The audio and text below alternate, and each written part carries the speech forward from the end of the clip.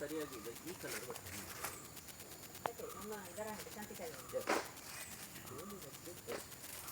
But ಸಿಂಬಲೇ ಭಾರಿ ಪ್ರೀತಿ ಒಟ್ಟು ಹೆಂಗೆ ಆ ನಮೂನೆ ಮಾಡಿದರೆ ಟೋಟಲಿ ಓಪಲ್ ಇಡಿ ಈಗ ಇದು ಬಿದ್ದಕಾಯಿ ಇದು ಅದರ ಕ್ವಾಲಿಟಿ ಏನಾಗ್ತದೆ ನೋಡಬೇಕಾಗ್ತದೆ ಕ್ವಾಲಿಟಿ ಏನು ಹೇಗಿರ್ತದೆ ಇದು ಏನಾದರೂ ಇಲ್ಲ ಇದೀಗ ನೋಡಿ ಇದೀಗ 100% ಇದರ ಸಿಪ್ಪೆ ಹೋಯ್ತು. ಇನ್ನು ಶುದ್ಧ ನೀರಿನಲ್ಲಿ ತೊಳೆದ್ರೆ ಎಷ್ಟು ಮುಖ ಅಂತೇಳಿ ನೋಡ್ಲಿಕ್ಕೆ ಆಗ್ತದೆ.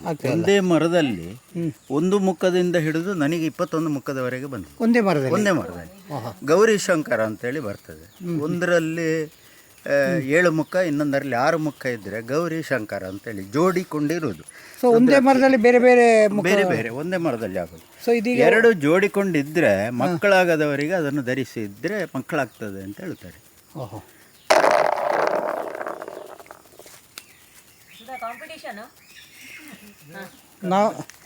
ನಾವೀಗ ಏತರ್ಕ ಸದಾಶಿವ ದೇವಸ್ಥಾನದ ಬ್ರಹ್ಮಕಲಶೋತ್ಸವ ಸಮಿತಿಯ ಸದಸ್ಯರು ಬಂದಿದ್ದೇವೆ. ಪ್ರಗತಿಪರ ಕೃಷಿಕರು ಮತ್ತು ಅನೇಕ ವಿಚಾರಗಳಲ್ಲಿ ಬಹಳ ಆಳವಾದ ಒಂದು ಪಾಂಡಿತ್ಯ ಇರುವಂಥವರು ಶಿವಪ್ರಸಾದ್ ವರ್ಮುಡಿಯವರು. ಅವರ ತೋಟದಲ್ಲಿ ಒಂದು ರುದ್ರಾಕ್ಷಿ ಮರ ಇದೆ. ಆ ರುದ್ರಾಕ್ಷಿ ಮರದ ಅಡಿಯಲ್ಲಿದ್ದೇವೆ. ರುದ್ರಾಕ್ಷಿ ಮಣಿಗಳನ್ನು ಅಥವಾ ಬೀಜವನ್ನು ನಾವು ಸಂಗ್ರಹಿಸ್ತಾ ಇದ್ದೇವೆ.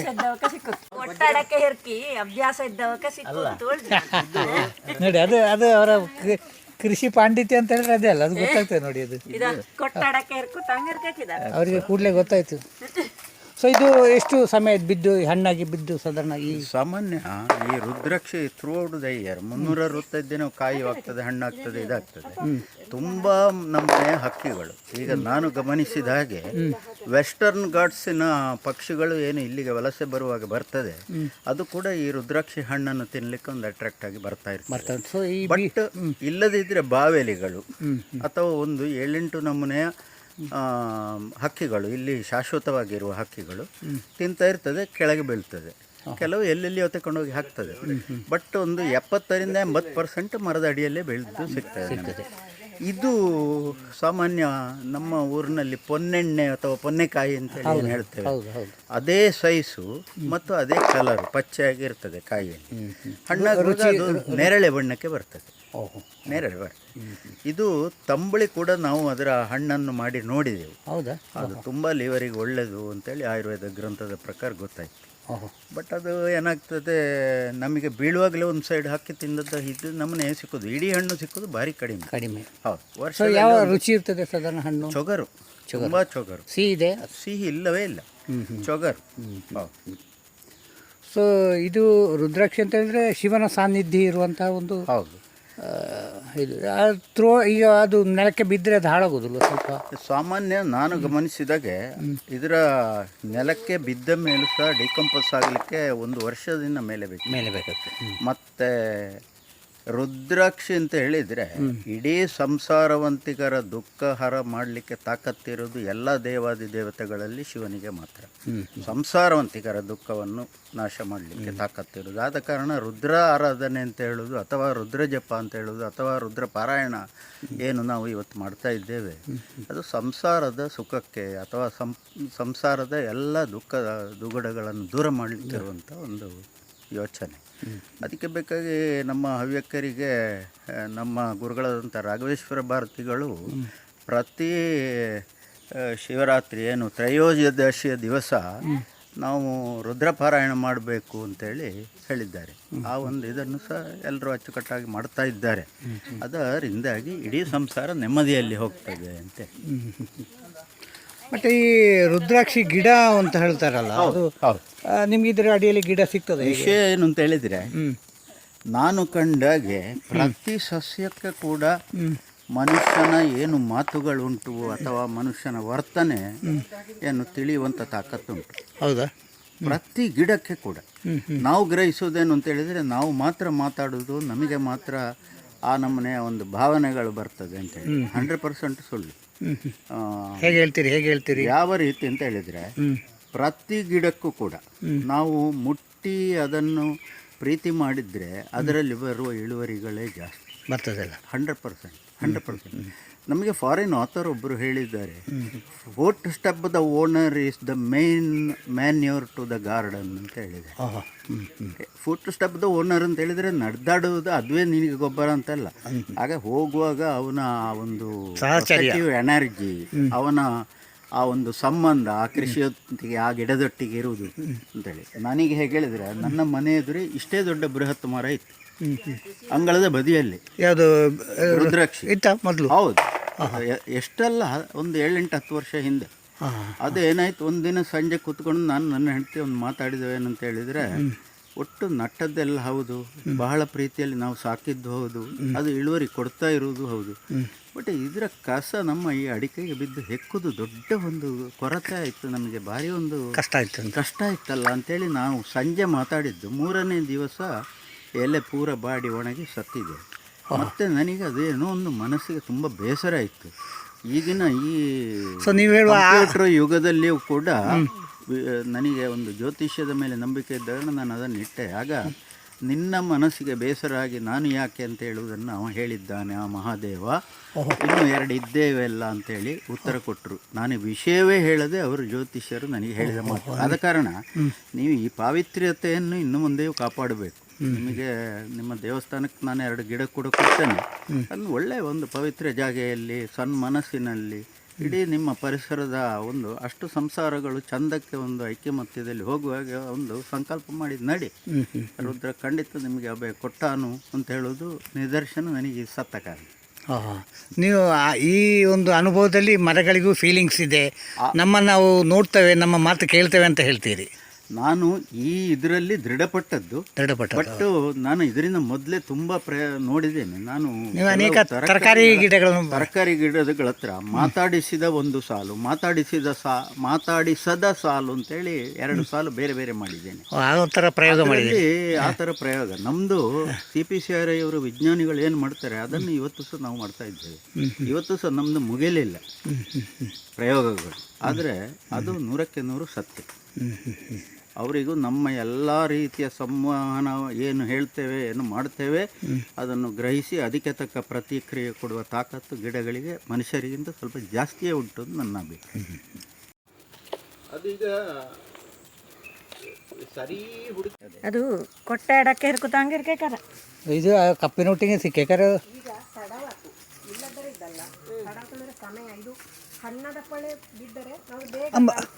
ಅದು ಹಣ್ಣು ವರ್ಷದಲ್ಲಿ ಸುಮಾರು ಸರ್ತಿ ಆಗ್ತದೆ ಅಂತ ನಿಮ್ಮ ಅಭಿಪ್ರಾಯ? ಸಾಮಾನ್ಯ ವರ್ಷದಲ್ಲಿ ನೋಡಿ, ಈಗ ಬಹಳ ಸೂಕ್ಷ್ಮವಾಗಿ ನೋಡಿದರೆ ಈಗ ನಮಗೆ ಸಂಜೆ ಒಂದು 5:30-5:45 ಆಯಿತು. ಈ ಸೂರ್ಯನ ಪ್ರಖರ ಬೆಳಕಿನಲ್ಲಿ ನಾವು ನೋಡಿದರೆ ಈಗ ಕೂಡ ಕಾಯಿಗಳು ಹಣ್ಣುಂಟು, ಈಗಲೂ ಉಂಟು. ಯಾಕೆ ನಮಗೆ ಹೇಗೆ ಗೊತ್ತಾಗ್ತದೆ ಅಂತ ಹೇಳಿದರೆ, ಹಣ್ಣು ಇಲ್ಲದಲ್ಲಿ ಬಾವೆಲಿ ಬಂದು ಆ ಮರದಲ್ಲಿ ಕೂತ್ಕೊಳ್ಳೋದೇ ಇಲ್ಲ. ಸೊ ಆ ಲೆಕ್ಕಾಚಾರದಲ್ಲಿ ಯಾವಾಗ ಹಣ್ಣುಂಟು ಅಂತೇಳಿ ಗಮನ ಕೊಡೋದು ಹೇಗೆ ಹೇಳಿದರೆ, ಸಂಜೆ 7-7:30 ಆಗುವಾಗ ಬಾವೆಲಿಗಳು ಬಂದು ಕೂತ್ಕೊಳ್ತದೆ, ಆಗ ಸಮೃದ್ಧವಾಗಿ ಹಣ್ಣುಂಟು, ಅದಕ್ಕೆ ತಿನ್ನಲಿಕ್ಕೆ ಬೇಕಾಗಿ ಬರ್ತದೆ. ನಾನು ಕಾಯಿಗಳನ್ನು ನೋಡಿದೆ, ಇಲ್ಲಿ ಬರ್ತಾ ಇರುವಾಗ ನೋಡಿದೆ. ನೋಡ, ಹೌದಾ? ನೀವು ತಂಬಳಿ ಎಲ್ಲ ಮಾಡಿದ್ದೀರಿ ಅಂತ ಇದರದ್ದು ಹೇಗಾಗ್ತಾ ಉಂಟು? ರುದ್ರಾಕ್ಷಿ ನಿಮ್ಮ ಮನೆ ಹತ್ತಿರ ರುದ್ರಾಕ್ಷಿ ಜೊತೆಗೆ ಖುಷಿ ಆಗ್ತದೆ. ಆದ್ರೆ ನಮ್ಗೆ ಇಷ್ಟು ದೊಡ್ಡ ಮರ ಆಗ್ತದೆ ಅಂತ ಗೊತ್ತಿಲ್ಲ. ಇಲ್ಲದ್ರೆ ಬಯಲು ಪ್ರದೇಶದಲ್ಲಿ ನಡ್ಬಹುದಿತ್ತು. ಇದೀಗ ತೋಟದಲ್ಲಿ ನೆಟ್ಟು ನಮ್ಗೆ ಅರ್ಧ ಸಿಗುದಿಲ್ಲ ಹುಲ್ಲಿನ ಎಡೆಯಲ್ಲಿ. ಹೌದಾ? ಈ ರುದ್ರಾಕ್ಷಿ ಹತ್ತಿರ ಇದ್ದರೆ ಭಾಳ ಒಂದು ಒಳ್ಳೆಯದು, ಏನೋ ಒಂದು ಪಾಸಿಟಿವ್ ಇದು ಬರ್ತದೆ ಅಂತೆಲ್ಲ ಹೇಳ್ತಾರೆ.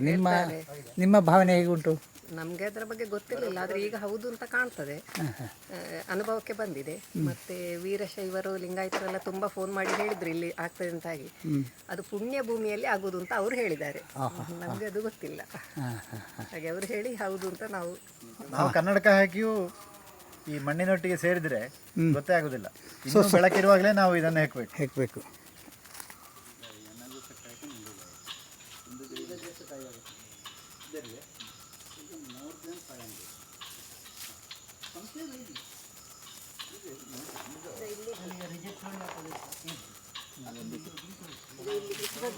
ಏನು ಸಿಕ್ಕಿತಾ? ಹೇಗಾಯಿತು ಹುಡುಕ್ಲಿಕ್ಕೆ? ಸುಮಾರು ಸಿಕ್ಕಿತ್ತು. ಕಷ್ಟ ಆಗ್ತದಾ ಹೆಕ್ಲಿಕ್ಕೆ? ಈಗ ಸಂಚಾದ ಕಾರಣ ಎಕ್ಲಿಗೆ ಸ್ವಲ್ಪ ಕಷ್ಟ ಆಗ್ತದೆ. ಅಂದರೆ ಕಳೆದ ವರ್ಷ ಬಿದ್ದದಲ್ಲ ಇದು, 1 ವರ್ಷ ಆಯಿತು ಬಿದ್ದು, ಹಾಗೆ ಸ್ವಲ್ಪ ಹೆಕ್ಲಿಗೆ ಸ್ವಲ್ಪ ಕಷ್ಟ ಆಗ್ತದೆ.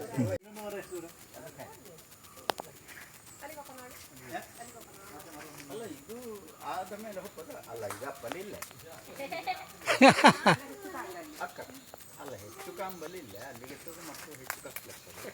ಒಪ್ಪದು ಒಪ್ಪ ಇನ್ನೊಂದು ಮರ ಇದ್ದುವಳಿ ಬಂತಾಗ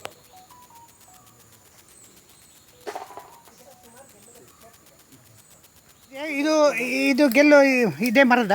ಇದೇ ಮರದ ಗೆಲ್ಲು ಮಳೆಗಾಲದಲ್ಲಿ ಈ ವರ್ಷ ಬಹಳ ದೊಡ್ಡ ಒಂದು ಗಾಳಿ ಬಂತು. ಆ ಗಾಳಿ ಹೊಡೆತಕ್ಕೆ ಮುರಿದು ಬಿತ್ತು. ಇದು ಈಗ ನಿಜವಾಗಿ ನಾವು ಏನು ಹಲಸಿನ ಸೌದೆಯನ್ನು ಹೋಮಗಳಿಗೆ ಬಹಳ ವಿಶೇಷ ಅಂತ ಹೇಳ್ತೇವೆ. ಹೌದು. ರುದ್ರ ಹೋಮಕ್ಕೆ ಬಹಳ ವಿಶೇಷ ಏನು ಅಂತ ಹೇಳಿದ್ರೆ ಇದರ ಸೌದೆ, ಇದರ ಸಮಿತು ಅಲ್ಲ, ಇಡೀ ಸೌದೆ ಇಡುವುದು, ಅದರ ಮೇಲೆ ಆಹುತಿಗಳನ್ನು ಮಾಡುವುದು. ಇದು ನೀವು ರುದ್ರಾಕ್ಷಿ ಕಾಯಿ ಅಂತ ಹಾಗೆ ಹೇಳಿದ್ರೆ ಇದೆಯಲ್ಲ? ಹೌದು, ಇದು ಕಾಯಿ ನೋಡಿ, ಹಸಿರು ಬಣ್ಣ ಇದೆ. ಹಸಿರು ಬಣ್ಣ ಇದೆ. ಇದು ಈ ಕಲರಿಗೆ ಬರ್ತದೆ, ಇದರಿಂದ ಸ್ವಲ್ಪ ಡಾರ್ಕ್ ಬರ್ತದೆ ಹಣ್ಣಾಗುವಾಗ. ಈಗ ಒಂದು ಸೈಡ್ ಹಣ್ಣಾಗ್ತಾ ಬಂತು ನೋಡಿ. ಈ ಸ್ಟೇಜಿನಲ್ಲೇ ಹಕ್ಕಿಗಳಿಗೆ ತಿನ್ನಲಿಕ್ಕೆ ಪ್ರೀತಿ. ಇದೀಗ ಹಕ್ಕಿ ತಿನ್ನುವಾಗ ಏನೋ ಸ್ಲಿಪ್ ಆಗಿ ಬಿದ್ದದ್ದು ಅಷ್ಟೇ. ಸೊ ಹಕ್ಕಿಗೂ ಭಾಳ ಭಾಳ ಇಷ್ಟ, ಬಹಳ ಇಷ್ಟ. ಯಾವಾಗ ಹಕ್ಕಿ ಅಥವಾ ಬಾವೇಲಿಗಳು ತಿಂತದೆ, ಅತಿ ಉತ್ಕೃಷ್ಟ ಹಣ್ಣುಗಳನ್ನು ಮಾತ್ರ ತಿಂತದೆ. ಮನುಷ್ಯನಾಗೆ ಒಟ್ಟು ಸಿಕ್ಕಿದ್ದಂತ ತಿನ್ನೋದಿಲ್ಲ, ಬಹಳ ಜಾಗ್ರತೆ ಮಾಡ್ತದೆ. ಅದೀಗ ಸರಿ ಇದು ರುದ್ರಾಕ್ಷಿ ಹಣ್ಣು ಅಂತ ಭಾವಿಸಿದ್ದೇನೆ. ಇದರ ಬಗ್ಗೆ, ಇದರ ಬಣ್ಣ, ರುಚಿ ಇತ್ಯಾದಿ ಬಗ್ಗೆ ಒಂದಷ್ಟು. ಇದು ನೋಡಿ, ಇದು 100ಕ್ಕೆ 100 ಸರಿಯಾಗಿ ಹಣ್ಣಾಗಿ ಬಿದ್ದದ್ದು. ಈಗ ಇದು 1-2 ದಿನ ಮೊದಲಾದರೆ ತುಂಬ ಹೆಚ್ಚು ಕಲರಾಗಿ ಕಾಣ್ತಿತ್ತು, ಸ್ವಲ್ಪ ಹೆಚ್ಚು ಕಪ್ಪಾಗಿದೆ ನೋಡಿ. ನಾನು ಈ ಸಿಪ್ಪೆಯನ್ನು ಮೆಲ್ಲ ತೆಗಿತೇನೆ, ಹಾಗೆ ನಿಮಗೆ ಅದರ ಅಂದಾಜು ಆಗ್ತದೆ ನೋಡಿ. ಇದು ಅದರ ಒಳಗಿನ ಕಲರು, ಇದು ತಿರುಳು. ಹೌದು, ಇದು ತುಂಬ ಇಷ್ಟಪಡೋದು ಹಕ್ಕಿಗಳ ಇದು. ನಾವು ತಂಬಳಿಯ ಮತ್ತು ಮಾಡೋದಿದ್ರು ಸಹ ಹೀಗೆ ಮಾಡಿ ಇದು ಮಾಡಬೇಕು. ಇದನ್ನಿನ್ನು ನೀರಿನಲ್ಲಿ ಕೊಳಿಸಿ ಚಂದ ಬ್ರಷ್ ಮಾಡಿ ಅದನ್ನು ತೊಳೆದ್ರೆ ಎಷ್ಟು ಮುಖದ ರುದ್ರಾಕ್ಷಿ ಅಂತೇಳಿ ಗೊತ್ತಾಗ್ತದೆ. ಈಗ ಉದಾಹರಣೆಗೆ ಇದೆಲ್ಲ ಈಗ ಕ್ಲೀನ್ ಆಯಿತು, ಆಲ್ಮೋಸ್ಟು ಹಣ್ಣುಗಳು ಹೋಗಿದೆ. ಹಾಗೆ ಇದರಲ್ಲಿ ಕಂಪಾರ್ಟ್ಮೆಂಟುಗಳನ್ನು ಲೆಕ್ಕಾಚಾರವೇ ನಮಗೆ ಮುಖ. ಪಂಚಮುಖಿ ಇರ್ಬೋದು, ಅಥವಾ ಷಣ್ಮುಖ ರುದ್ರಾಕ್ಷಿ ಇರ್ಬೋದು, ಚತುರ್ಮುಖ ಬ್ರಹ್ಮ ಇರ್ಬೋದು, ತ್ರಿಮೂರ್ತಿ ಇರ್ಬೋದು. ಹೀಗೆ ಚತುರ್ಮುಖ ಬ್ರಹ್ಮ ಅಂತೇಳಿ 4 ಮುಖದ್ದು ವಿದ್ಯಾರ್ಥಿಗಳಿಗೆ ಧಾರಣೆಗೆ ಕೊಡೋದು. ಹಾಗೆ ಬೇರೆ ಬೇರೆ ಮುಖದ್ದಕ್ಕೆ ಬೇರೆ ಬೇರೆ ಇದು ಉಂಟು. ಈ ಮರ ಇಲ್ಲಿ ನಟ್ಟಿದ್ದೀರಲ್ಲ, ಹೌದು. ಈ ಸಸಿಯಲ್ಲಿ ಸಿಕ್ಕಿದ್ದು ನಿಮಗೆ? ನಾನು ನೋಡಿ, ನನಗೆ ಒಂದು ಹುಚ್ಚು ಹವ್ಯಾಸ ಏನು ಅಂತ ಹೇಳಿದರೆ ವೆರೈಟಿ ಕಲೆಕ್ಷನ್ ಮಾಡೋದಿತ್ತು. ಆ ಕಾಲದಲ್ಲಿ ಒಂದು 25 ವರ್ಷ ಮೊದಲಿನ ಕಥೆ ಹೇಳೋದು ನಾನು.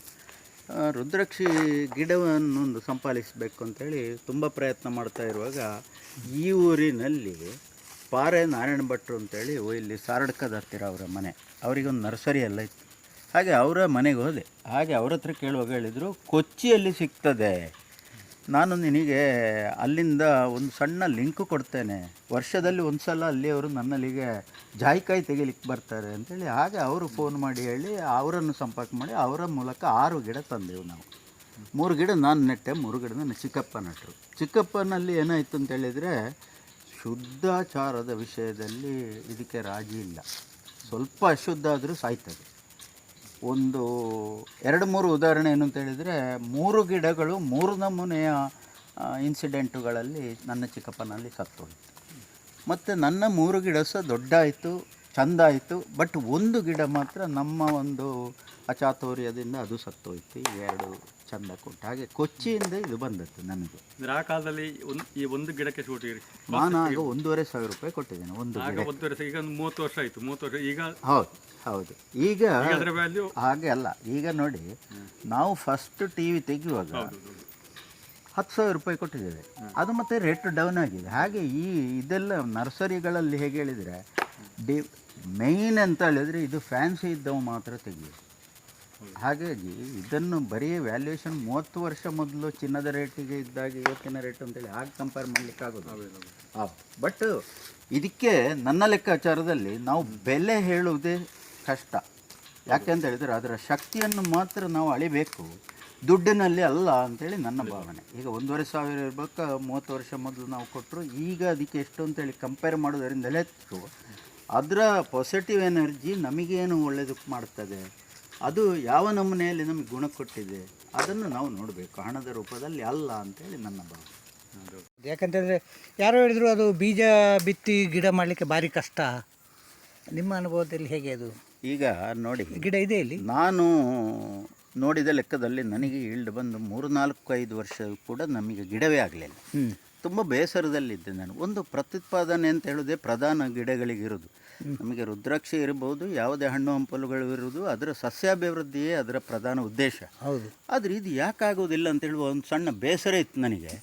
ಬಟ್ ನಾನು ಹಾಗೆ ಒಂದು ಯೋಚನೆ ಮಾಡ್ತಾ ಮಾನಸಿಕವಾಗಿ ಒಂದು ಇದರ ಪ್ರತ್ಯುತ್ಪಾದನೆ ಆಗಲಿ ಅಂತೇಳಿ ಗ್ರಹಿಸಿದ ಮೇಲೆ ವರ್ಷದಲ್ಲಿ 100 ಗಿಡ ನನಗೀಗ ಸತತವಾಗಿ ಸಿಗ್ತಾ ಇದೆ. ಹೌದಾ? ಇದು ನೋಡಿ, ಇದು ರುದ್ರಾಕ್ಷಿಯ ಪುಟ್ಟು ಗಿಡ.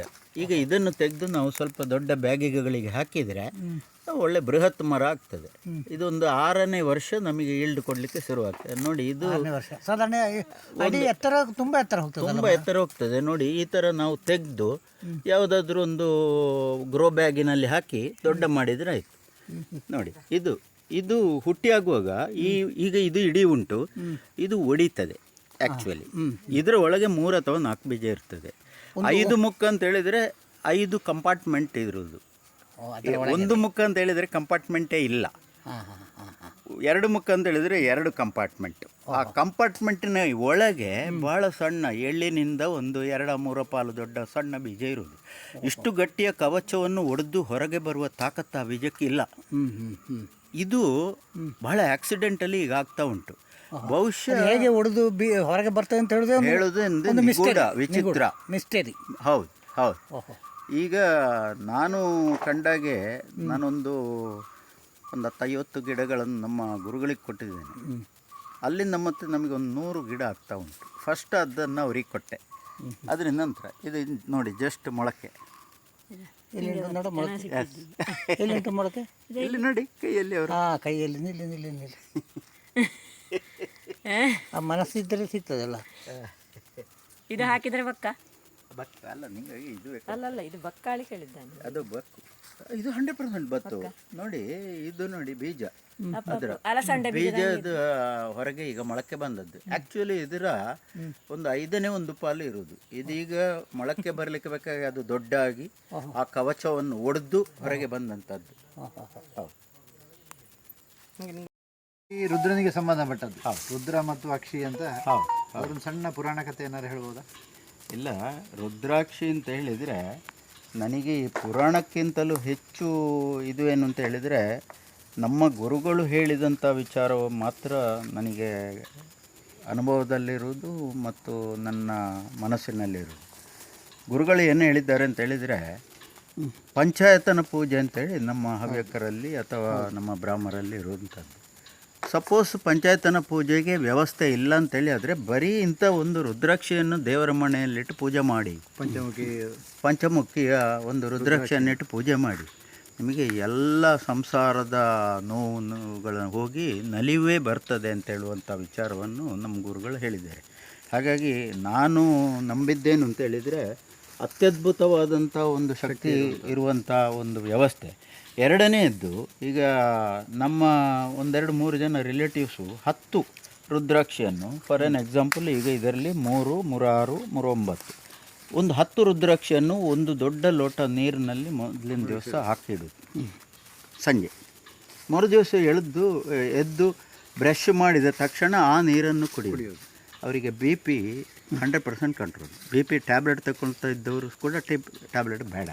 ಇದಕ್ಕೆ ಲೈಫ್ ಎಷ್ಟು ಒಂದು 30 ದಿನ ಕಳೆದ ಮೇಲೆ ಮತ್ತೆ ಹೀಗೆ ಒಣಗಲಿಕ್ಕೆ ಇಡೋದು. ಬಿಸಿಲಿಗಲ್ಲ, ಓಪನ್ ಏರ್ನಲ್ಲಿ, ನೆರಳಿನಲ್ಲಿ. ಪುನಃ ಅದಕ್ಕೆ ಮೊದಲಿನದ್ದೇ ಶಕ್ತಿ ಬಂತು. ಹಾಗಾಗಿ 2 ಬ್ಯಾಚ್ ಇದ್ದರೆ ಈ ಕಾಯಿ ಹಾಳಾಗೋದಿಲ್ಲ, ಹಾಳೇ ಆಗೋದು. ನೀರಿಗೆ ಹಾಕಿದ್ರೆ ಹಾಳಾಗೋದಿಲ್ಲ. ಹಾಗೆ ನಾವು ಅಭಿಷೇಕ ಮಾಡ್ತೇವಲ್ಲ, ಅಭಿಷೇಕವೇ ಮಾಡ್ತೇವೆ. ರುದ್ರಾಕ್ಷಿಗೆ. ಈಗ ಶಿವಪೂಜೆಯಲ್ಲೆಲ್ಲ, ಶಿವಪೂಜೆಯಲ್ಲಿ ಶಿವಲಿಂಗ ಇಲ್ಲದಿದ್ದರೆ ಬರೀ ಒಂದು ರುದ್ರಾಕ್ಷಿ ಇಟ್ಟು ನಮಗೆ ಇಡೀ ಶಿವಪೂಜೆಯನ್ನು ಮಾಡಬಹುದು. ಪುರೋಹಿತರು ನಮ್ಮ ಹತ್ರ ಕೇಳ್ತಾರೆ, ನಿಮ್ಮ ಹತ್ರ ಶಿವಲಿಂಗ ಇದೆಯಾ ಅಲ್ಲ ರುದ್ರಾಕ್ಷಿ ಇದೆಯಾ ಅಂತ. ನನ್ನ ಮನೆಯಲ್ಲಿ ನಾವು ರುದ್ರಾಕ್ಷಿ ಕೊಡೋದು. ನಮಗೆ ಗುರುಗಳು ಕೊಟ್ಟ ರುದ್ರಾಕ್ಷಿ ಇದೆ ನೋಡಿ, ಆ ರುದ್ರಾಕ್ಷಿನೇ ಕೊಡೋದು. ಹೌದು, ಕಲರ್ ಬರುವುದು ಹೇಗೆ? ಇದು ಕಾಯಿ, ಇದು ನೋಡಿ, ಇದು ಈಗ 100ಕ್ಕೆ 100 ಕಾಯಿ. ಈ ಕಾಯಿ ಬಲ್ತಾಗುವಾಗ ನಾವು ಆಗ ನೋಡಿದ ಹಾಗೆ ಇದು ನೋಡಿ, ಈಗ ನಾವು ಈ ಬಣ್ಣ ಬರ್ತದೆ, ನೇರಳೆ ಬಣ್ಣ ಬರ್ತದೆ. ಇದಾದ ಮೇಲೆ ನಾವು ಇದನ್ನು ಕ್ಲೀನ್ ಮಾಡ್ತೇವೆ. ಕ್ಲೀನ್ ಮಾಡಿದ ಮೇಲೆ ಸಾಸಿವೆ ಎಣ್ಣೆಯಲ್ಲಿ 90 ದಿವಸ ಹಾಕಿಡಬೇಕು. ಮತ್ತು ಅದಕ್ಕೆ ಇದು ಯಾವುದೇ ರೀತಿಯ ಇದು ತೂತು ಬೀಳೋದ ಹುಳ ಬೀಳೋದ ಏನೂ ತೊಂದರೆ ಆಗೋದಿಲ್ಲ. 90 ದಿವಸ ಅದರಲ್ಲಿ ಟ್ರೀಟ್ ಮಾಡ್ತೇವೆ. ಸಾಸಿವೆ ಎಣ್ಣೆ ಕಾಸ್ಟ್ಲಿ ಆದ ಕಾರಣ ಮಾರ್ಕೆಟ್ನವ್ರು ಏನು ಮಾಡ್ತಾರೆ ಅಂತೇಳಿದರೆ ಡೂಪ್ಲಿಕೇಟು ಎಳ್ಳೆಣ್ಣೆಯಲ್ಲಿ ಅದ್ದಿ ಒಂದು 30-40 ದಿನ ಆಗುವಾಗ ಒಂದು ಸಣ್ಣ ಸ್ಪ್ರೇ ಕೊಟ್ಟು ಭಾರಿ ಚಂದ ಕಲರ್ ಮಾಡಿ ಇದು ಒರಿಜಿನಲ್ ಅಂತೇಳಿ ಇದ್ದವರಿಗೆಲ್ಲ ಮಾರ್ತಾರೆ. ನೋಡಿ, ಇದನ್ನು ಬಂಟ್ವಾಳದಲ್ಲಿ ಒಬ್ಬರು ಮಾಲೆ ಮಾಡಿ ಮಾರುವವರು ಇದ್ದಾರೆ, ಗೌಡ ಸಾರಸ್ವತರು.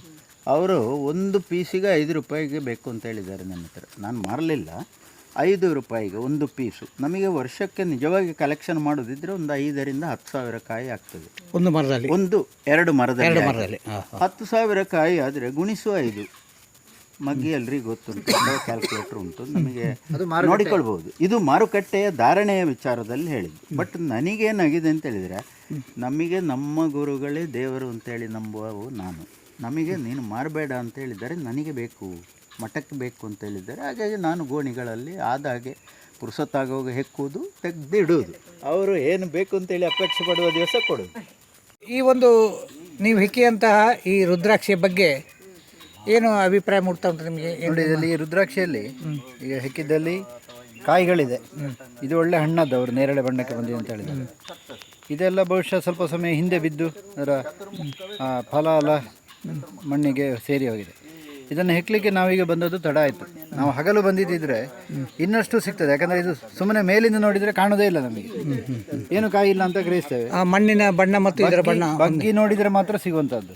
ಹಾಗಾಗಿ ನಾವು ಬಹುಶಃ ನಮ್ಮ ಶಿವಾರ್ಪಣ ತಂಡದವರು ಇನ್ನೊಂದು ದಿವಸ ಹಗಲು ಬಂದು ಇಲ್ಲಿ ಹೆಕ್ಕಬೇಕಾದಿದೆ. ಈಗ ನೀವು ದೇವಸ್ಥಾನದ ಬ್ರಹ್ಮಕಲಶೋತ್ಸವದ ಒಂದು ಬರುವ ಫೆಬ್ರವರಿ 11ರಿಂದ 16, 2025 ಆಗ್ತದೆ ಅಂತ ಹೇಳಿ, ನಿಮ್ಮ ಮನಸ್ಸಿನಲ್ಲಿ ಈ ರುದ್ರಾಕ್ಷಿಯ ಒಂದು ಸಂಗ್ರಹದ ಉದ್ದೇಶ ಏನಿದೆ? ಏನು ಯೋಜನೆಗಳನ್ನು ಹಾಕಿಕೊಳ್ಬೇಕು ಅಂತ ಇದ್ದೀರಿ? ಈ ರುದ್ರಾಕ್ಷಿ ಮಾಮೂಲು ಶಿವ ಪೂಜೆಗೆಲ್ಲ ನಮ್ಮ ಪುರೋಹಿತರು ರುದ್ರಾಕ್ಷಿ ತನ್ನಿ ಪೂಜೆಗೆ ಇಡಬೇಕು ಅಂತ ಕೇಳ್ತಾರೆ. ಹಾಗಾಗಿ ಶಿವನಿಗೂ ರುದ್ರಾಕ್ಷಿಗೂ ತುಂಬ ಅವಿನಾಭಾವ ಸಂಬಂಧ ಇದೆ. ಹಾಗಾಗಿ ನಾವು ಶಿವನ ದೇವಸ್ಥಾನದ ಬ್ರಹ್ಮಕಲಶ ಮಾಡುವಾಗ ರುದ್ರಾಕ್ಷಿಯ ದೊಡ್ಡ ಸಂಖ್ಯೆಯಲ್ಲಿ ಬೇಕದು, ಭಕ್ತರಿಗೆ ಕೊಡಬೇಕು, ಅದನ್ನು ಯಾವುದೋ ಒಂದು ರೀತಿಯಲ್ಲಿ ಬಳಸಬೇಕು ಅಂತ ಹೇಳುವ ಯೋಜನೆ ಇರುವಾಗ ನಮ್ಮ ಶಿವಪ್ರಸಾದ್ ಅಣ್ಣನ ಮನೆಯಲ್ಲಿ ರುದ್ರಾಕ್ಷಿ ಮರ ಇದೆ ಅಂತ ಅವರು ಸಂಪರ್ಕ ಮಾಡಿದಾಗ ಹೇಳಿದರು. ಹಾಗೆ ನಮಗೆ ಸ್ವಲ್ಪ ರುದ್ರಾಕ್ಷಿ ಬೇಕು ಅಂತ ಕೇಳಿದೆ. ಅಲ್ಲ, ಸ್ವಲ್ಪ ಅಂದರೆ ಎಷ್ಟು ಅಂತ ಕೇಳಿದರು ಅವರು. ಅರ್ಧ ಕಿಲೋ 1 ಕಿಲೋ ಅಂತ. ಅಲ್ಲ, ನಮಗೆ ಒಂದು ಹೆಡಿಗೆ ಅಲ್ಲ 3 ಹೆಡಿಗೆ ಕೊಡ್ಬೋದು. ನಾನು ಹೆಕ್ಕಲಿಲ್ಲ, ಹಾಗಾಗಿ ಹೆಕ್ಕಿ ಕೊಡಬೇಕಷ್ಟೇ ಅಂತ ಹೇಳಿ. ಅಷ್ಟೊತ್ತಿಗೆ ನಾವು ಹೇಳಿದ್ವಿ, ಬೇಡ ನೀವು ಹೆಕ್ಕಬೇಡಿ, ನಾವೇ ಬಂದು ಹೆಕ್ತೇವೆ ಅಂತ. ಯಾಕಂತ ಹೇಳಿದ್ರೆ ನಮಗೂ ಅನುಭವ ಆಗಲಿ ಅಂತ. ಈ ಅನುಭವ ಬೇಕಿದ್ರೆ ಇನ್ನೊಂದಷ್ಟು ಜನ ನಾವು ಹಗಲು ಬರುವ ಅಂತ, ಇನ್ನೊಂದಷ್ಟು ಜನ ಹಗಲು ಬಂದು ಈ ಕಾಯಿ ಹಣ್ಣು ಮರದ ಸಾನ್ನಿಧ್ಯವನ್ನು ಅನುಭವಿಸುವ ಅಂತ. ಅವರೇ ಹೇಳಿದರು, ಲಿಂಗಾಯತರು ಉತ್ತರ ಕರ್ನಾಟಕದಲ್ಲಿ ಬಂದರೆ ಇಲ್ಲಿ ಮರದ ದೂರದಲ್ಲಿತ್ತು ನಮಸ್ಕಾರ ಮಾಡಿ ಈ ಮರವನ್ನೇ ಪೂಜ್ಯ ಅಂತ ತಿಳ್ಕೊಳ್ತಾರೆ ಅಂತ. ಹಾಗಾಗಿ ಪುಣ್ಯದ ಮರ ಇದು. ಯಾವುದೇ ಭಕ್ತರಿಗೂ ಕೂಡ ಇಲ್ಲಿ ಬಂದು ಇವರನ್ನು ಮಾತಾಡಿಸಿ ಇಲ್ಲಿ ಈ ಕಾಯಿ ಹೆಕ್ಕುವ ಅವಕಾಶ ಇದೆ. ಹಾಗಾಗಿ ಸಾಧ್ಯ ಆದಷ್ಟು ಜನ ಇನ್ನೊಂದು ದಿವಸ ನಾವು ಯೋಜನೆ ಹಾಕ್ಕೊಳ್ಳುವ. ಈಗ ಸಂಜೆ ಆಯಿತು, ಮುಸ್ಸಂಜೆ ಆಯಿತು, ಕಾಣೋದಿಲ್ಲ. ಇನ್ನೊಂದು ದಿವಸ ನಾವು ಹೆಕ್ಕುವ. ಈ ಗಿಡ ಇದರಲ್ಲಿಯೂ ಕೂಡ ಗಿಡಗಳು ನೋಡಿ, ಇದು ಪೂರ್ತಿ ರುದ್ರಾಕ್ಷಿಯ ಗಿಡಗಳು. ಬಜಕ್ರೆ ಅಡಿಕೆ ಹಾಕಿರತ್ತೆ, ಹೆಕ್ಕಿ ಬಜಕ್ರೆ ಅಡಿಕೆ ಹಾಕಿರತ್ತೆ.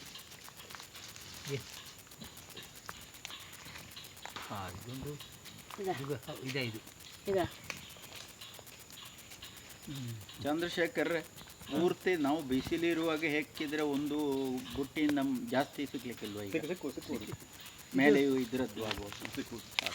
ಯಾಕಂದರೆ ಮಣ್ಣಿನ ಕಲರ್ ಇದರ ಕಲರ್ ಒಂದೇ ಆಯ್ತಲ್ಲ. ಸೊ ಕ್ಲೀನಿಂಗ್ ನೀವು ಹೇಳಿರಲ್ಲ, ಕ್ಲೀನಿಂಗ್ ಮಾಡೋದು ಅಂತ ಕ್ಲೀನಿಂಗ್ ಹೇಳಿದರೆ ಬ್ರಷಲ್ಲಿ ಕ್ಲೀನ್ ಮಾಡೋದು. ಮನೆಯಲ್ಲಿ ಹೋಗಿ ಮಾಡಿದ್ದು ಅದು ಒಂದು 3-4 ದಿನ ನೀರಿನಲ್ಲಿ ಮುಳುಗಿಸೋದು. ಹೊಸ ಬ್ರಷ್, ಟೂತ್ ಬ್ರಷ್ ಹೊಸತ್ತು ತೆಗೆಯೋದು, ಅದನ್ನು ಬ್ರಷ್ ಮಾಡೋದು, ಕ್ಲೀನ್ ಆಗ್ತದೆ. ಕಂಪ್ಲೀಟ್ ತೆಗೆಯೋದು, ಬಟ್ಟೆಯಲ್ಲಿ ಒಣಗಲಿಕ್ಕೆ ಹಾಕೋದು, ನೆರಳಿನಲ್ಲಿ, ಮತ್ತು ಎಣ್ಣೆಯಲ್ಲಿ ಹಾಕೋದು. ಈಗ ನಿಮಗೆ ಸಾಕಷ್ಟು ಸಮಯ ಉಂಟು ಫೆಬ್ರವರಿಗೆ. ಅಟ್ಲೀಸ್ಟ್ ಒಂದು 30 ದಿನ ಆದರೂ ನೀವು ಎಣ್ಣೆಯಲ್ಲಿ ಹಾಕಿ ಪ್ರೊಸೆಸ್ ಮಾಡಿ ಹಾಕಿ. ಹರಳೆಣ್ಣೆ ಅಲ್ಲ, ಇದು ಸಾಸಿವೆ ಎಣ್ಣೆ. ಸಾಸಿವೆ ಎಣ್ಣೆ ಒಳ್ಳೆ ಸಾಸಿವೆ ಎಣ್ಣೆ ಮಂಗಳೂರಿನಲ್ಲಿ ಸಿಗ್ತದೆ ಸರ್. ಇಲ್ಲಿ ಸಿಕ್ಕುತ್ತಾಳೆ ಅವನ ಪೇರು ಕಡಿಮೆ ಕಾಣ್ತಿಲ್ಲ. ಎಣ್ಣೆಗೆ ಎಷ್ಟು ಈಗ? 400 ರೂಪಾಯಿ, 520. ಇದು ಮರ ಗಟ್ಟಿ ಎಲ್ಲಿ ಗಟ್ಟಿ ಮರ ಹತ್ತಲ್ಲ ಆಗ ನೋಡಿ ಈ ಮರ ಎಷ್ಟು ಗಟ್ಟಿ ಅಲ್ಲ, ಅದರ ಬೆಳವಣಿಗೆ ಆಗಿದೆ ಅಂತ ನೋಡಿ. ಬಹಳ ಸ್ವಲ್ಪ ಮೆತ್ತಗೆ ಆಗಸದಲ್ಲಿ ಅದರ ಗೆಲ್ಲುಗಳನ್ನು ಬಿಟ್ಟು ಅದೇ ಬಹಳ ಬಲಿಷ್ಠವಾದ ಒಂದು ರುದ್ರಾಕ್ಷಿ ಗಿಡವನ್ನು ಇಲ್ಲಿ ಕಾಣ್ಬೋದು. ಇದು ಶಿವಪ್ರಸಾದ್ ಅವರ ಎರಡನೆಯ ಈಗ ಪ್ರಸ್ತುತ ಇರುವಂಥ ಮರ. ಆದರೆ ಈ ಮರದ ಒಂದೆಡೆಗೆ ಮಾಡಲಿಡಿಯೋದು ಮಧ್ಯಭಾಗದಲ್ಲಿ ಮರಕುಟಿಕ ಅತ್ಯಂತ ಕೌಶಲ್ಯದಿಂದ ನಾವು ಕಾಣ್ತಾ ರಂಧ್ರವನ್ನು ಮಾಡಿದೆ. ಇದು ಈ ಗಿಡದ ಒಂದು ಬಾಳ್ವಿಕೆಗೆ ಸ್ವಲ್ಪ ತೊಂದರೆ ಆಗಬಹುದು ಅಂತ ಹೇಳೋದನ್ನು ಅವರು ಶಿವಪ್ರಸಾದ್ ಹೇಳ್ತಾರೆ. ನೋಡಿ, ಮರಕುಟಿಕ ಮೇಲಿನ ತನಕ ಈ ಮರದಲ್ಲಿ ರಂಧ್ರಗಳನ್ನು ಮಾಡಿದೆ. ಇದು ಒಟ್ಟು ಗಿಡದ ಒಂದು ಆಯುಷ್ಯಕ್ಕೆ ಸ್ವಲ್ಪ ತೊಂದರೆ ಆಗ್ಬೋದು ಅಂತ ಹೇಳುವ ಆತಂಕ ಶಿವಪ್ರಸಾದ್ರಲ್ಲಿ ಅವರ ಮನಸ್ಸಿನಲ್ಲಿ ಇದೆ. ನೋಡಿ, ರೋಡ್ ಸೈಡ್ ಒಂದು ಮಾಲೆ ಇಟ್ಕೊಂಡು ಒಂದು ಭಾಳ ಬೃಹತ್ ಮರ ಇದು. ಇದು 12 ಇದು 13 ಮುಟ್ಟು ಹೇಳಿ ಅವ್ರು ಹೇಳೋ ವಯಸ್ಸು ಫಸ್ಟಿಂಗ್ ಅವರು ಹೇಳಿ 1,500 3,000 ಲಾಸ್ಟಿಗೆ ಯಾರಾದ್ರೂ ಒಬ್ಬ 500 ಕೊಟ್ಟು ಹೇಳಿ 500 ಇಲ್ಲ. ಈಗ ಈ ರುದ್ರಾಕ್ಷಿ ಗಿಡವನ್ನು ನೀವು ಐಡೆಂಟಿಫೈ ಹೇಗೆ ಮಾಡ್ತೀರಿ? ಐಡೆಂಟಿಫಿಕೇಶನ್ ಹೇಳಿದರೆ ನೋಡಿ, ನನಗೆ ಒಂದು 20 ವರ್ಷದಿಂದ ಈ ರುದ್ರಾಕ್ಷಿ ನಮ್ಮಲ್ಲಿ ಆಗ್ತಾ ಉಂಟು. ಒಂದು ಆಜುಬಾಜು ಒಂದು 5 ವರ್ಷ ಗಿಡವೇ ಹುಟ್ಟಲಿಲ್ಲ. ಬೇರೆ ಬೇರೆ ಪ್ರಯತ್ನಗಳಲ್ಲಿ ಗಿಡ ಮಾಡಲಿಕ್ಕೆ ನೋಡಿದೆ, ನಾನು ಸೋತೆ. ಕಡೆಗೆ ಒಂದು ನನ್ನ ಒಳಗಿನ ದುಃಖವನ್ನು ನಮ್ಮ ಗುರುಗಳ ಹತ್ರ ಹೇಳಿದೆ. ಇಲ್ಲ ಮಾರೆ ಬತ್ತು ಅಂತ ಹೇಳೋದನ್ನು ನನಗೆ ಆಶೀರ್ವಾದ ಮಾಡಿದರೆ ಅದರ ನಂತರ ಬಂತು. ಈಗ ಏನಾಗ್ತದೆ ಅಂತ ಹೇಳಿದರೆ ಭಾಳ ಸುಲಭದಲ್ಲಿ ನಮಗೆ ಸಣ್ಣದಲ್ಲಿ ಅದನ್ನು ಐಡೆಂಟಿಫೈ ಮಾಡಲಿಕ್ಕೆ ಆಗ್ತದೆ. ಹೇಳಿದರೆ ಅದೊಂದು ಅಭ್ಯಾಸ ಆಗಿ ಹೋಗಿದೆ, ನನಗೆ ರೂಢಿಯಾಗಿದೆ.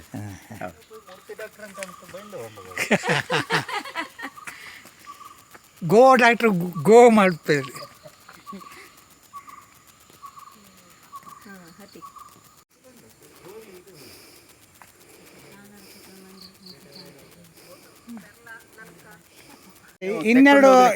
ಇನ್ನೆರಡು ಗಿಡ ಮಾಡಿದ್ದಾರೆ ಅವರು. ಇದಕ್ಕೆ 1 ವರ್ಷ ಪ್ರಾಯ. ಎಷ್ಟು? 1 ವರ್ಷ? 1 ವರ್ಷ ಪ್ರಾಯದ ಗಿಡ ಇದು. ಈಗ 1 ವರ್ಷ. ಹೌದು, ನೋಡಿ ನೋಡಿ, ಇದು 2 ಗಿಡ ಉಂಟು. ಹೌದು, ಕಾರ್ಯಕ್ರಮದಲ್ಲಿ ಇಡಲಿಕ್ಕೆ ಮತ್ತು ನಟರಾಯ್ತಲ್ಲ ಅಲ್ಲಿ. ಅಲ್ಲ, ನನ್ನ ಉದ್ದೇಶ ಏನು ಅಂತ ಹೇಳಿದರೆ, ನನಗೆ ಅಪೇಕ್ಷೆ ಏನು ಅಂತ ಹೇಳಿದರೆ ನನ್ನ ಹೆಸರೇ ಬೇಡ, ಬಟ್ ಅಲ್ಲಿ ಒಂದು ಆ ರುದ್ರದೇವರ ಅಕೃಪ ಪ್ಲ್ಯಾನ್ ಇನ್ನೊಂದಿದ್ದು ಅದರ ತೆಗೊಂದು ಮೊದಲು ಅದರ ತೋರಿಸುತ್ತೆ. ನಿಂಗೆ ಅದು ಬೇಕು ಹೇಳಿದ್ರೆ ಅದರ ಕೊಡುತ್ತೆ. ನೋಡಿ, ಇಲ್ಲಿ ಅವರು ಶಿವಪ್ರಸಾದ್ ಅವರು ಗ್ರೋ ಬ್ಯಾಗಿನಲ್ಲಿ ರುದ್ರಾಕ್ಷಿ ಗಿಡವನ್ನು ಮಾಡಿದ್ದಾರೆ. ಭಾಳ ಚೆನ್ನಾಗಿ ಎಷ್ಟು ಸಾಧಾರಣ ಈ ಗಿಡಕ್ಕೆ? ಎಷ್ಟು? ಈ ಗಿಡಕ್ಕೆ ಆಜುಬಾಜು ಒಂದು 6 ತಿಂಗಳು. 6 ತಿಂಗಳು? 6 ತಿಂಗಳು. ನೋಡಿ, 6 ತಿಂಗಳಿನ ಗಿಡ ಹೌದು, ಗ್ರೋ ಬ್ಯಾಗಿನಲ್ಲಿ ಮಾಡಿದ್ದಾರೆ. 1 ವರ್ಷದ ಗಿಡ ತೋರಿಸ್ತೇನೆ. ಇನ್ನು 2 ಗಿಡ ಉಂಟು. ಇದು ಕಾಯಿ ತಂದು 6ನೇ ವರ್ಷದಲ್ಲಿ ಕಾಯಿ ಬರ್ತದೆ. 6 ವರ್ಷ. ಅದೇ ನನ್ನ ಇದು ಚಿಕ್ಕಪ್ಪನ ಮಗನಿಗೆ, ಅವನಿಗೆ ಚಿಕ್ಕಪ್ಪನಿಗೆ ಸಿಕ್ಕಲಿಲ್ಲ, ಮತ್ತು ಅವರದ್ದು ಸತ್ತು ಹೋಯ್ತದೆ. ಒಂದು 6-7 ವರ್ಷ ಇತ್ತು. ಹೌದು, ಇದರ ಆರೈಕೆಗೆ ಸಣ್ಣ ಗಿಡದ್ದು. ಈಗ ಸಣ್ಣ ಗಿಡ ಈಗ ನಾನು ಕೊಟ್ಟಿದ್ದೇನಲ್ಲ, ಅದನ್ನು ಬಹಳ ಫಲವತ್ತಾದ ಮಣ್ಣಿನನ್ನು ಪ್ಯಾಕ್ ಮಾಡಿ, ಏನು ನೀವು ಪ್ಲಾಸ್ಟಿಕ್ ಇದು ಅಥವಾ ಗ್ರೋ ಬ್ಯಾಗುಗಳಲ್ಲಿ ಹಾಕಿ, ಶುರುವಿಗೆ ಸಣ್ಣದು ಇರಲಿ ಹಾಕಿ, ಒಂದು ವಾರಕ್ಕೊಮ್ಮೆ ಒಂದು ಸ್ವಲ್ಪ ಸಗಣಿ ನೀರನ್ನು ಕೊಡ್ತಾ ಬರೋದು. ಮತ್ತು ಒಂದು 6 ತಿಂಗಳಾಗೋಗಲೇ ಗಿಡ ಆ ನಮೂನೆ ದೊಡ್ಡ ಆಗ್ತದೆ. ಅದನ್ನು ಮೆಲ್ಲ ಪಾಟ್ ತೆಗೆಯೋದು, ರೀಪಾಟ್ ಮಾಡೋದು, ಸ್ವಲ್ಪ ದೊಡ್ಡ ಗ್ರೋ ಬ್ಯಾಗಿಗೆ ಹಾಕೋದು, ಹಾಗೆ. ಹೌದು, ಇದು ನೋಡಿ, ಇದು ಉದ್ದೇಶ ಏನು ಹೇಳಿದರೆ, ನನ್ನ 2 ಮರಗಳಿಗೂ ಸಹ ಪ್ರಾಯ ಆಯಿತು. ಒಂದು ಸಣ್ಣ ಒಳಗಿನ ಭಯ ಉಂಟು ನನಗೆ, ಇನ್ನೊಂದು 2 ಗಿಡ ಮಾಡಬೇಕು ಅಂತೇಳಿ. ಆ ಲೆಕ್ಕದಲ್ಲಿ 2 ಗಿಡ ಇಲ್ಲಿ, 2 ಗಿಡ ಇಲ್ಲಿ, 2 ನಮಗೆ ಒರಂಬಡಿಗೆ, 2 ಸದಾಶಿವ ದೇವಸ್ಥಾನ ಏತಡ್ಕ. ನಮ್ಮ ಉದ್ದೇಶವೇ ಅದು. ಹೌದು, ಯಾವ ಗಿಡ ಸದಾಶಿವ ದೇವರಿಗೆ ಅಪೇಕ್ಷೆ ಉಂಟು ಅದನ್ನು ಅವ್ರಿಗೆ ಕೊಡು. ದೊಡ್ಡದು ಬೇಕು, ನಾನು ಅದನ್ನೇ ಕೊಡ್ತೇನೆ.